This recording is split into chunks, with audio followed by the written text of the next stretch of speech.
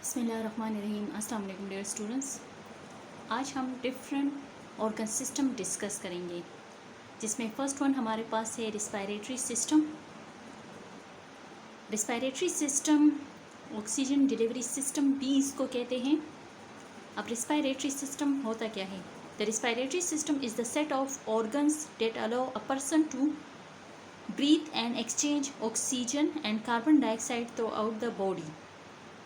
The integrated system of organ involved in the intake and exchange of oxygen and carbon dioxide between the body and the environment, and including the nasal passage, larynx, trachea, bronchial tube and lungs. अब respiratory system जो होता है, इसका function क्या होता है? ये हमारे पास किस चीज़ के लिए होता है? ये होता है ऑक्सीजन को बाहर इन्वायरमेंट से बॉडी के अंदर ले जाने के लिए, ताकि अंदर ले जाकर exchange of oxygen and carbon dioxide कर सके। इसमें डिफरेंट ऑर्गन्स जो है वो हिस्सा लेते हैं, जिसमें नेजल पैसेज आता है, larynx, trachea, bronchial tubes and lungs. The respiratory system perform two major task.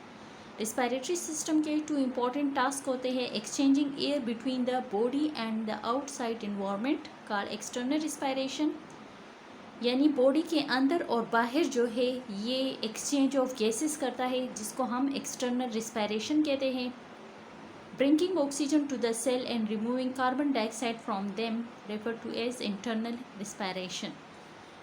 ये ऑक्सीजन को बॉडी के अंदर लेकर जाता है, सेल तक पहुंचाता है और कार्बन डाइऑक्साइड को बॉडी से बाहर निकालता है।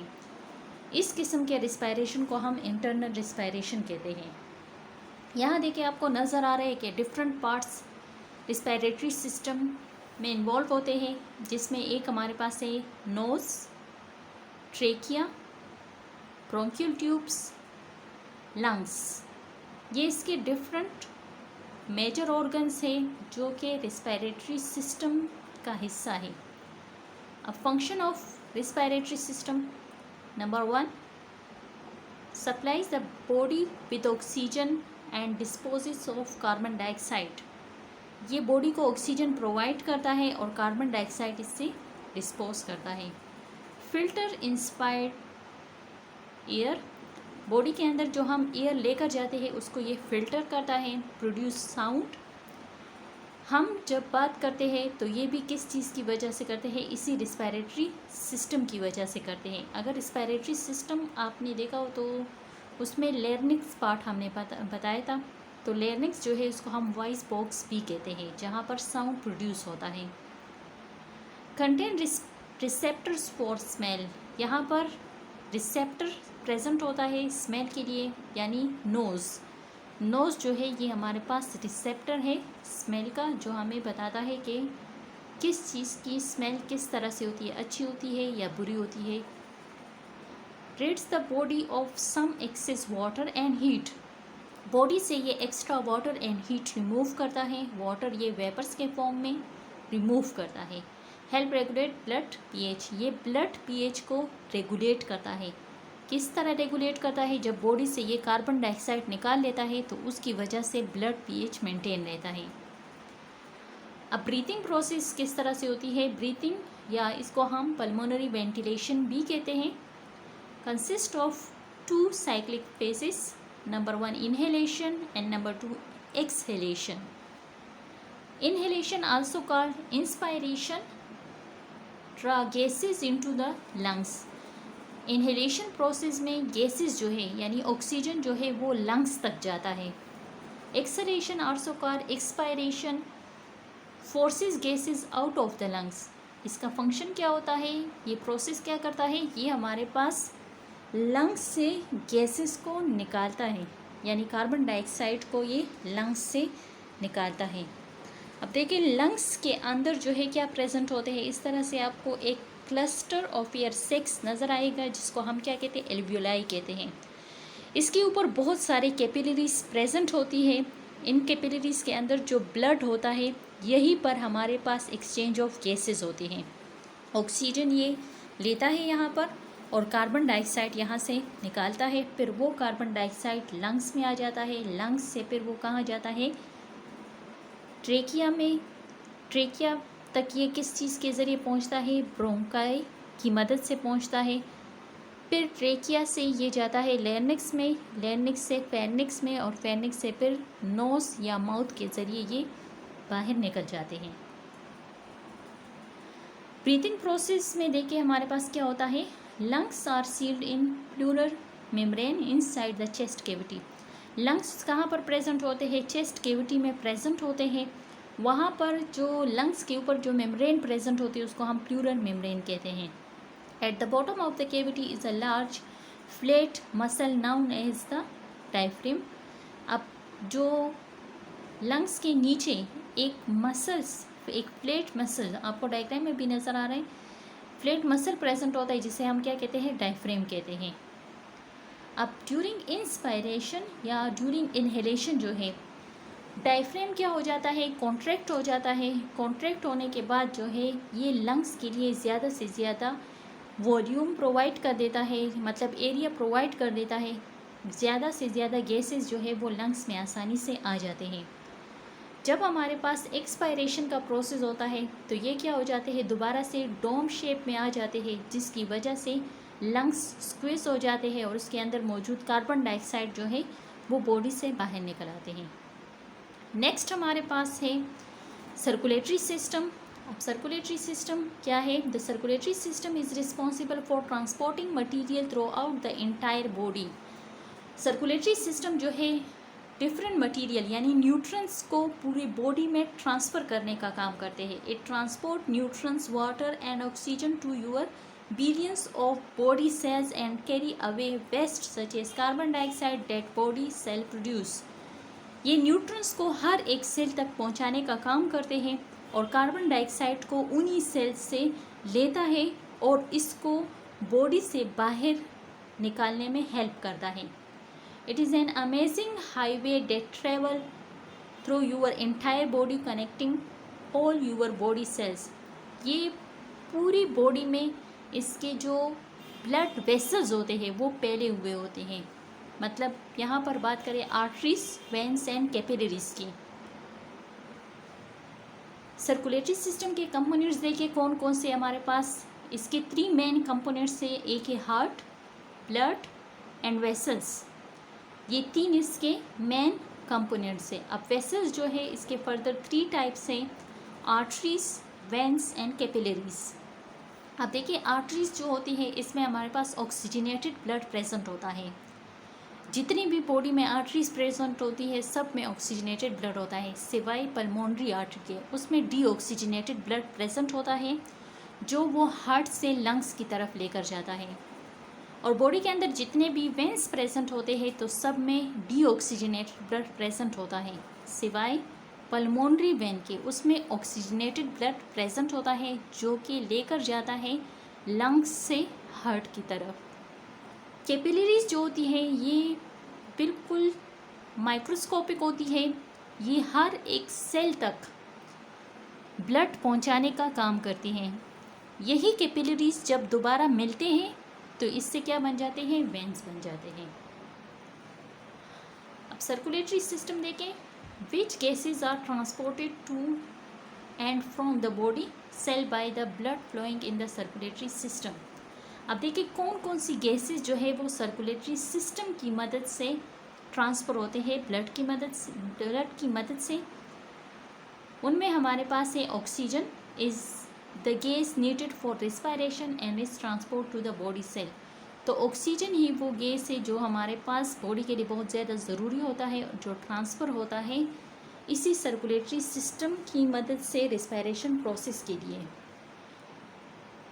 The circulatory system consist of 2 types of blood. ये हम अभी भी पढ़ चुके थे कि 2 तरह के ब्लड्स होते हैं, एक हमारे पास ऑक्सीजनेटेड ब्लड और दूसरा हमारे पास है डीऑक्सीजनेटेड ब्लड। यहाँ पर आपको थोड़ा डिफरेंस बताया गया है ऑक्सीजनेटेड एंड डीऑक्सीजनेटेड ब्लड का।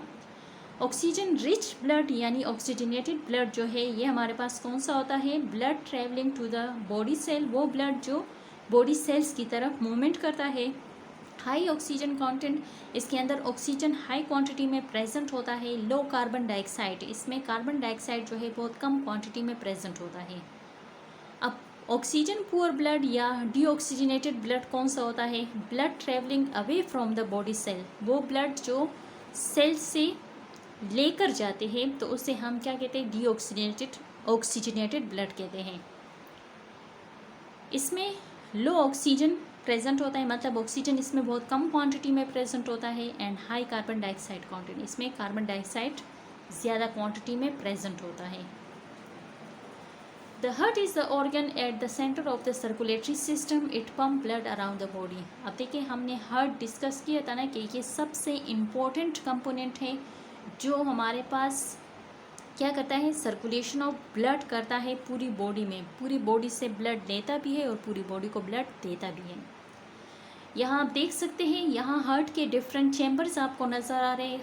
ह्यूमन हार्ट के 4 चैम्बर्स होते हैं, जो एक हमारे पास है राइट आर्ट्रियम, एक है लेफ्ट आर्ट्रियम, तीसरा है राइट वेंट्रिकल और चौथा है लेफ्ट वेंट्रिकल। ये चारों चैम्बर्स जो हैं मतलब खाने से होते हैं, हार्ट में प्रेजेंट होते हैं। हार्ट का जो राइट पोर्शन होता है, यानी कि जो राइट आर्ट्रियम और राइट वेंट्रिकल है, इसमें डीऑक्सीजनेटेड ब्लड प्रेजेंट होता है, जबकि लेफ्ट पोर्शन में जो हमारे पास लेफ्ट आर्ट्रियम और लेफ्ट वेंट्रिकल है, इसमें ऑक्सीजनेटेड ब्लड प्रेजेंट होता है। वही ऑक्सीजनेटेड ब्लड जो है इसी एओर्टा की मदद से जाता है बॉडी के डिफरेंट पार्ट्स में, और जो सुपीरियर वीना केवा आपको नज़र आ रहा है, ये पूरी बॉडी से डीऑक्सीजनेटेड ब्लड को लेकर आता है। यहाँ पर पूरा एक स्केच आपको नज़र आ रहा है जिसमें सर्कुलेशन ऑफ ब्लड पूरा आपको बताया गया है। देखिए नंबर 1 आप देखिए सुपीरियर वीना केवा एंड इन्फीरियर वीना केवा। सुपीरियर एंड इन्फीरियर वीना केवा जो होते हैं ये वो वेंस होते हैं जो हमारे पास डीऑक्सीजनेटेड ब्लड बॉडी के अपर पार्ट और लोअर पार्ट से लेकर आते हैं राइट आर्ट्रियम की तरफ। फिर राइट आर्ट्रियम से ये ब्लड ट्रांसफ़र होता है राइट वेंट्रिकल की तरफ। ये तमाम जो ब्लड होता है ये डीऑक्सीजनेटेड होता है। यहाँ पर ट्राइकस्पिड वाल्व प्रेजेंट होता है ताकि ब्लड जो है वो दोबारा राइट आर्ट्रियम की तरफ वापस ना आ जाए राइट वेंट्रिकल से। फिर राइट वेंट्रिकल से ये ब्लड ट्रांसफ़र हो जाता है पल्मोनरी आर्टरी की मदद से लंग्स की तरफ। लंग्स में जाने के बाद वहाँ पर इसकी ऑक्सीजनेशन हो जाती है। ऑक्सीजनेशन होने के बाद ये दोबारा ट्रांसफ़र हो जाता है लेफ़्ट आर्ट्रियम में, यानी हार्ट की तरफ ये दोबारा आ जाता है, लेफ़्ट आर्ट्रियम में आ जाता है। किस चीज़ की मदद से? पल्मोनरी वेन की मदद से। जब ये हमारे पास लेफ़्ट आर्ट्रियम में आता है तो फिर यहाँ से ये ट्रांसफ़र हो जाता है लेफ़्ट वेंट्रिकल में। लेफ़्ट वेंट्रिकल से ये ब्लड ट्रांसफ़र हो जाता है सबसे लार्जेस्ट आर्टरी में जिसे हम एओर्टा कहते हैं। वहाँ पर ट्रांसफ़र होने के बाद ये पूरी बॉडी को, मतलब बॉडी के जितने भी पार्ट्स हैं सब पार्ट्स को आर्टरीज़ की मदद से ब्लड सप्लाई करते हैं। ये पूरा हमारे पास क्या था? Circulation of blood. नेक्स्ट हमारे पास है डाइजेस्टिव सिस्टम। अब डाइजेस्टिव सिस्टम जो है ये किस चीज़ के लिए होता है? फूड की डाइजेशन के लिए, ताकि फूड को ये स्मॉल पीसेस में डिवाइड कर सकें। The chemical break down of complex biological molecules into their component parts.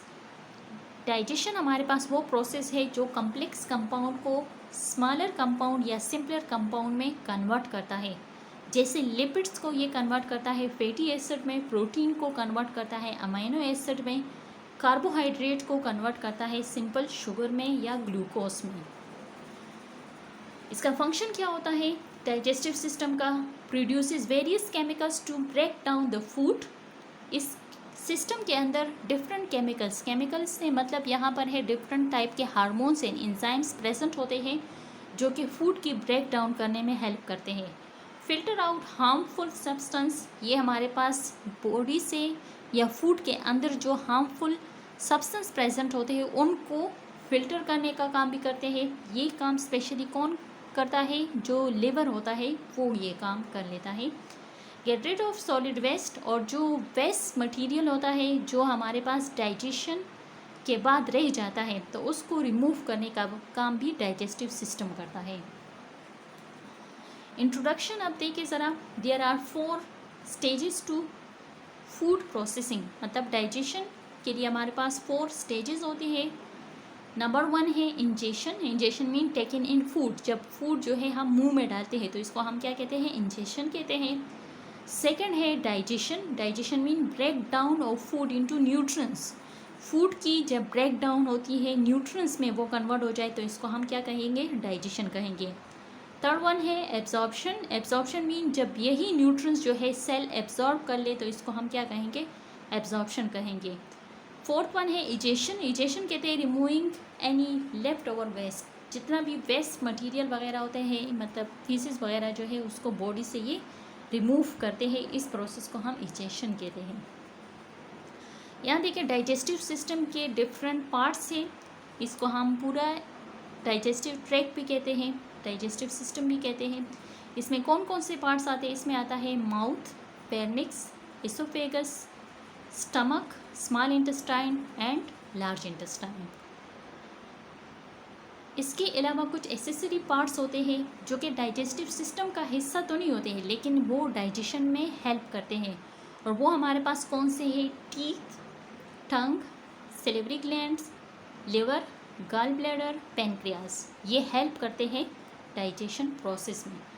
अब सबसे पहला पार्ट जो है वो क्या होता है, ओरल कैविटी होता है। ओरल कैविटी मतलब ये है कि मुंह जो है यानी माउथ जो है, इसमें हम फूड ले लेते हैं। फूड जो है दांतों की मदद से स्मॉल पीसेस में डिवाइड होता है।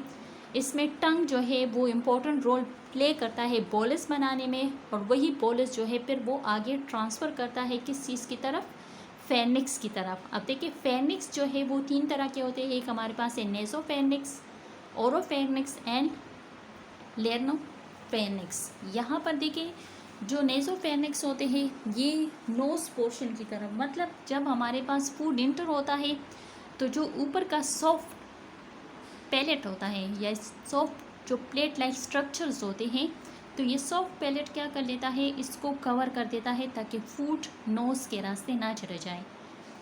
जो ओरोफेर्निक्स होता है ये क्या करता है, फूड को फूड पाइप की तरफ ट्रांसफ़र करने में हेल्प करता है। और जो हमारे पास लेर्नोफेर्निक्स है ये लेर्निक्स की तरफ गया होता है, वहाँ पर ये एयर को लेकर जाता है, लेकिन इस टाइम जो है जब हम कोई चीज़ खा रहे होते हैं उस टाइम ये क्लोज हो जाता है ताकि फूड जो है वो ट्रेकिया में ना चला जाए, वहाँ जाएगा तो लंग्स में प्रॉब्लम क्रिएट करेगा। अब यहाँ से फूड जो है आगे ट्रांसफ़र हो जाता है इसोफेगस की तरफ, जो फूड पाइप होती है वहाँ ट्रांसफ़र हो जाता है।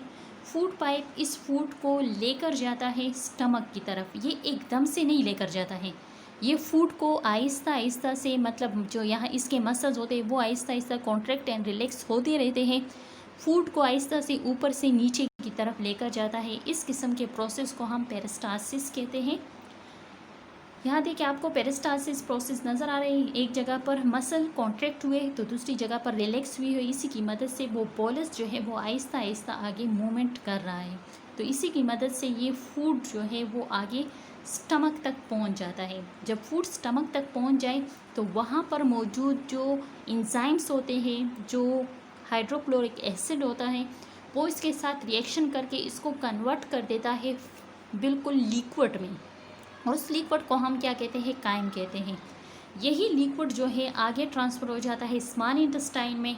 अब स्मॉल इंटेस्टाइन में आने के बाद जो है, जो स्मॉल इंटेस्टाइन का फर्स्ट पार्ट होता है ड्यूडेनम, वहाँ पर जब फूड आता है तो पेनक्रियाज जो है अपना पेनक्रियाटिक जूस भी वहाँ ट्रांसफ़र कर देता है और लिवर बाइल वहाँ ट्रांसफ़र कर देता है, ताकि यहाँ पर डाइजेशन का प्रोसेस जो है पूरा कंप्लीट हो सके। मतलब जितने भी न्यूट्रिएंट्स इस फूड के अंदर प्रेजेंट है वो तमाम न्यूट्रिएंट्स आसानी से डाइजेस्ट हो सके।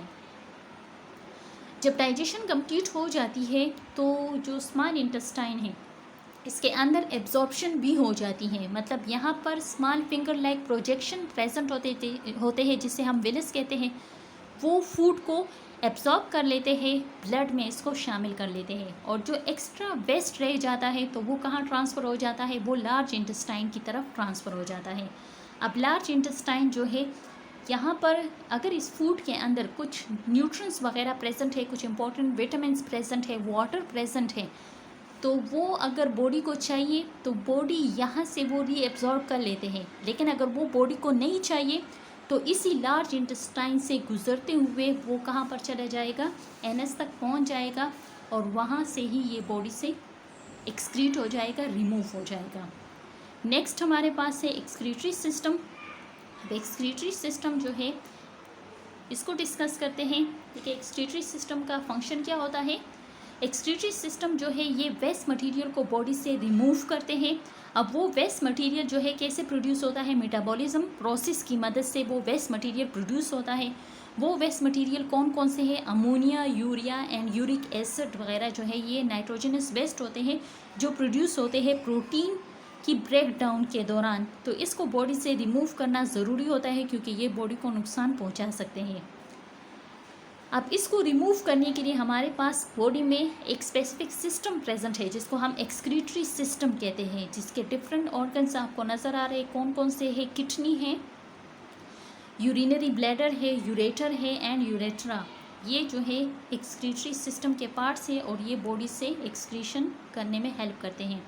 देखिए किडनी है हमारे पास, ह्यूमन बॉडी में 2 किडनीज प्रेजेंट होती हैं। नेक्स्ट यूरेटर है, a tube that transport urine to the urinary bladder. Kidney में जब हमारे पास यूरिन बन जाता है, यूरिन मतलब ये है कि इसके अंदर जितने भी वेस्ट वगैरह है वो उसमें आ जाते हैं, तो फिर वो वेस्ट ट्रांसफ़र हो जाते हैं यूरेटर की तरफ। यूरेटर जो है इसको ट्रांसफ़र कर देता है यूरिनरी ब्लैडर की तरफ। यूरिनरी ब्लैडर क्या होता है, ये एक सेक लाइक स्ट्रक्चर होता है जो हमारे पास इसमें यूरिन जो है वो जमा होना स्टार्ट हो जाता है और फिर इसके बाद वो यहाँ से यूरेट्रा की तरफ ट्रांसफ़र होता है। यूरेट्रा क्या होता है, a tube at the bottom of the bladder, जो ब्लैडर के बिल्कुल बॉटम में एक ट्यूब लाइक स्ट्रक्चर प्रेजेंट होता है, उसी की मदद से यूरिन बॉडी से बाहर निकल जाता है। अब देखिए हमारे पास एक्सक्रीटरी सिस्टम में जब यूरिन बनता है तो ये कैसे बनता है। सबसे पहले जो है फिल्ट्रेशन का प्रोसेस होता है। फिल्ट्रेशन मतलब ये है कि ब्लड जो है रीनल आर्टरी की मदद से ब्लड किडनी की तरफ आता है। किडनी ब्लड को फिल्टर करता है, इसके अंदर जो हमारे पास इम्प्योरिटीज़ वगैरह होती है उसको ये आगे ट्रांसफ़र कर देता है। ट्रांसफ़र करने के बाद ये हमारे पास जब नेफ्रॉन क्या होता है, ये हमारे पास किडनी का फंक्शनल एंड स्ट्रक्चर यूनिट है। यहाँ पर हमारे पास वो क्या फंक्शन परफॉर्म करता है, फिल्ट्रेशन का प्रोसेस परफॉर्म करता है। यहाँ फिल्ट्रेशन भी हो जाती है, अगर इसके अंदर कुछ इंपॉर्टेंट न्यूट्रिएंट्स प्रेजेंट है तो उसकी रीएब्जॉर्प्शन भी हो जाती है, और अगर हमारे पास तमाम न्यूट्रिएंट्स ये रीएब्जॉर्ब कर लेता है फिर भी कुछ वेस्ट रह जाता है तो उस वेस्ट को ये आगे ट्रांसफ़र कर देता है। आगे ट्रांसफ़र करने के बाद इसको ये एक्सक्रीट कर लेता है। यहाँ देखिए आपको पूरा नज़र आ रहा है कि हमारे पास जो नेफ्रॉन होते हैं उसके अंदर ये यूरिन कैसे बनता है, मतलब ग्लोमेरुलस प्रेजेंट होता है। ग्लोमेरुलस से ये ट्रांसफ़र हो जाता है रीनल ट्यूब्यूल में, रीनल ट्यूब्यूल से ये ट्रांसफ़र हो जाता है रीनल पेल्विस में, और रीनल पेल्विस से ये ट्रांसफ़र हो जाता है रीनल कैल्सिस में, और वहाँ से ये यूरेटर में, और फिर यूरेटर से जाता है ये यूरिनरी ब्लैडर में, और लास्ट में ये पहुँच जाता है यूरेट्रा की तरफ। अब देखिए नेफ्रॉन हमारे पास स्ट्रक्चरल एंड फंक्शनल यूनिट है किडनी का। यहाँ पर पूरा इसका स्ट्रक्चर आपको नज़र आ रहे हैं। जितना भी हमारे पास यूरिन फॉर्मेशन का प्रोसेस होता है या हमारे पास फिल्ट्रेशन का जो प्रोसेस होता है, एक्सक्रीशन का जो प्रोसेस होता है, वो पूरा यहाँ नेफ्रॉन में ही होता है। ये एक छोटा सा सेल होता है लेकिन ये पूरा फंक्शन परफॉर्म करता है। नेक्स्ट हमारे पास है नर्वस सिस्टम। अब नर्वस सिस्टम देखें हमारे पास क्या है, all body activities voluntary and involuntary are control by the nervous system. जितनी भी बॉडी की एक्टिविटीज़ होती हैं वो तमाम, चाहे वो हमारे पास वॉलेंट्री हो, वॉलेंट्री मतलब हमारी मर्ज़ी के मुताबिक हो रहे होते हो, या इनवॉलेंट्री हो या हमारी मर्ज़ी के मुताबिक ना हो, तो तमाम एक्टिविटीज़ कौन कंट्रोल करता है, नर्वस सिस्टम कंट्रोल करता है। अब नर्वस सिस्टम के 2 मेन कंपोनेंट्स है, एक हमारे पास है सेंट्रल नर्वस सिस्टम और दूसरा हमारे पास है peripheral nervous system. Central nervous system के फिर 2 पार्ट्स है, brain and spinal cord. Peripheral nervous system जो है ये हमारे पास नर्व्स से बना होता है।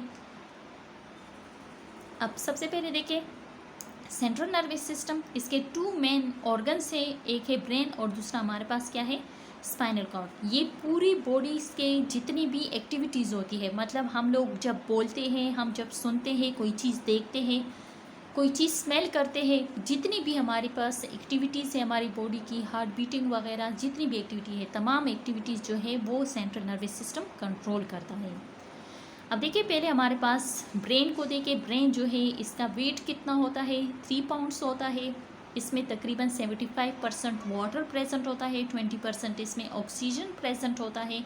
इसमें न्यूरॉन जो है, न्यूरॉन जो नर्वस सिस्टम का फंक्शनल एंड स्ट्रक्चर यूनिट है, इसमें तकरीबन 100 बिलियन न्यूरॉन प्रेजेंट होते हैं और बॉडी के तमाम एक्टिविटीज़ को ये कंट्रोल करना होता है। इसके डिफरेंट पार्ट्स हैं ब्रेन के। एक हमारे पास इसमें है सेरेब्रम, एक है डायनोसेफेलॉन्स, ब्रेन स्टेम एंड सेरेब्रम, ये इसके डिफरेंट पार्ट्स हैं। नेक्स्ट है स्पाइनल कॉर्ड। अब स्पाइनल कॉर्ड जो है ब्रेन कहाँ से स्टार्ट होता है, ये ब्रेन का जो लास्ट पार्ट है मेडुला ओब्लोंगेटा, ये उसके एंड से स्टार्ट होता है और ये बिल्कुल वर्टेब्रल कॉलम जहाँ तक गया होता है, ये पूरा उस वर्टेब्रल कॉलम तक जाता है, मतलब वर्टेब्रल कॉलम के अंदर ये पूरा स्पाइनल कॉर्ड प्रेजेंट होता है। अब स्पाइनल कॉर्ड जो है ये हमारे पास डिफरेंट लेयर्स इसमें प्रेजेंट होते हैं, मतलब इसकी जो लेयर होती है जिसको हम मेनिंजेस कहते हैं, ये किस चीज़ से बनी होती है, ये ड्यूरा मैटर से बना होता है, ये आर्कनॉइड्स मैटर से बना होता है और एंटिया मैटर से ये बना होता है। यहाँ देखिए ये हमारे पास सेंट्रल नर्वस सिस्टम के पार्ट्स है, ब्रेन एंड स्पाइनल कॉर्ड। आप देख सकते हैं कि स्पाइनल कॉर्ड जो है पूरा जितना भी हमारे पास ये वर्टेब्रल कॉलम है, तो इसमें ये जो येलो कलर आपको नज़र आ रही है, ये सारा हमारे पास स्पाइनल कॉर्ड है। पेरिफेरल नर्वस सिस्टम को देखें, पेरिफेरल नर्वस सिस्टम जो है ये नर्व्स से बना होता है, यानी कि ब्रेन से और जो स्पाइनल कॉर्ड से नर्व्स अराइज हुए होते हैं, तो वो तमाम नर्व्स पूरी बॉडी में फैले हुए होते हैं। ये पूरी बॉडी से इंफॉर्मेशन को लेकर आते हैं स्पाइनल कॉर्ड एंड ब्रेन की तरफ और यही से इंफॉर्मेशन ट्रांसफ़र करते हैं बॉडी की तरफ। इस पूरे सिस्टम को हम क्या कहते हैं, पेरिफेरल नर्वस सिस्टम कहते हैं। अब यहाँ देखिए हमारे पास सेंट्रल नर्वस सिस्टम में ब्रेन एंड स्पाइनल कॉर्ड आ जाता है, जबकि पेरिफेरल नर्वस सिस्टम में आपको यहाँ पर डिफरेंट नर्व्स नज़र आ रहे हैं जो पूरी बॉडी में फैले हुए हैं। यहाँ पर न्यूरॉन का स्ट्रक्चर आपको नज़र आ रहा है। न्यूरॉन हमारे पास नर्वस सिस्टम का स्ट्रक्चरल एंड फंक्शनल यूनिट है, ये पूरा इस सेल का स्ट्रक्चर है। ये न्यूरॉन हमारे पास एक सेल है जिसमें आपको न्यूक्लियस भी नज़र आ रहा है, सेल बॉडी भी नज़र आ रही है, एक्सोन, डेंड्राइट्स, ये तमाम इसके पार्ट्स हैं। अब न्यूरॉन जो है इसके हमारे पास 3 टाइप्स होते हैं। एक हमारे पास होते हैं सेंसरी न्यूरॉन, एक है मोटर न्यूरॉन और एक हमारे पास है इंटर न्यूरॉन। जो सेंसरी न्यूरॉन होते हैं इसका फंक्शन क्या होता है, ये मैसेजेस लेकर जाते हैं सेंसरी ऑर्गन से या सेंसरी रिसेप्टर से सेंट्रल नर्वस सिस्टम की तरफ। और जो मोटर न्यूरॉन होते हैं ये सेंट्रल नर्वस सिस्टम से मैसेजेस लेकर आते हैं इफेक्टर की तरफ। अब इफेक्टर हमारे पास कौन से हैं, मसल्स एंड ग्लैंड्स। और जो इंटर न्यूरॉन होते हैं ये कैरी करते हैं सेंसरी इंफॉर्मेशन। यहाँ पर देखिए आपको नज़र आ रहे हैं ये डिफरेंट टाइप्स के न्यूरॉन से, सेंसरी न्यूरॉन भी यहाँ पर मौजूद हैं, inter neuron and motor neuron भी यहाँ पर प्रेजेंट हैं। लास्ट टॉपिक हमारे पास है voluntary action and involuntary action. हमने स्टार्ट में ही नर्वस सिस्टम के डिस्कस किया था कि हमारी बॉडी के जितने भी वॉलेंट्री एंड इनवॉलेंट्री एक्शंस होते हैं वो तमाम एक्शंस नर्वस सिस्टम कंट्रोल करते हैं। तो अब देखिए वॉलेंट्री एक्शंस कौन से होते हैं, इन्वॉल्व स्केलेटन मसल्स। जो हमारे पास वॉलेंट्री एक्शंस होते हैं उसमें हमारे पास skeleton muscles important role play करते हैं। ये हमारी मर्ज़ी के मुताबिक ये प्रोसेस होता है। इनवॉलेंट्री एक्शन जो होते हैं इसमें हमारी मर्ज़ी इन्वॉल्व नहीं होती है, तो इसमें ज़्यादातर स्मूथ मसल्स और कार्डियक मसल्स जो है वो हिस्सा लेते हैं, कुछ स्केलेटल मसल्स जो है वो भी इसमें हिस्सा लेते हैं। देखिए अब हार्ट बीटिंग जो है इसको हम अपनी मर्ज़ी के मुताबिक नहीं कर सकते हैं, मतलब हम नहीं कर सकते कि रात को सोते वक्त हम हार्ट को जो है निकाल कर आराम से रख दें कि ये थोड़ा सा आराम कर ले, ऐसा हम नहीं कर सकते हैं। तो ये हम क्यों नहीं कर सकते हैं, क्योंकि ये प्रोसेस जो है इनवॉलेंट्री है, ये हमारे कंट्रोल में नहीं है। हाँ वॉलेंट्री हमारे पास, अब हमारे पास कोई चीज़ है हम उसको उठाना अगर चाहे तो उसके लिए हमें हाथ नीचे करना है या ऊपर करना है तो हमारे लिए आसानी है, हम अपनी मर्ज़ी से वो चीज़ उठा के किसी जगह पर भी रख सकते हैं। तो ये हमारे पास क्या है, वॉलेंट्री एक्शन है। आज हमने डिस्कस किए हैं डिफरेंट जो हमारे पास ऑर्गन सिस्टम हैं उनके डिफरेंट पार्ट्स के बारे में डिस्कस किया है। आज के लिए इतना काफ़ी है।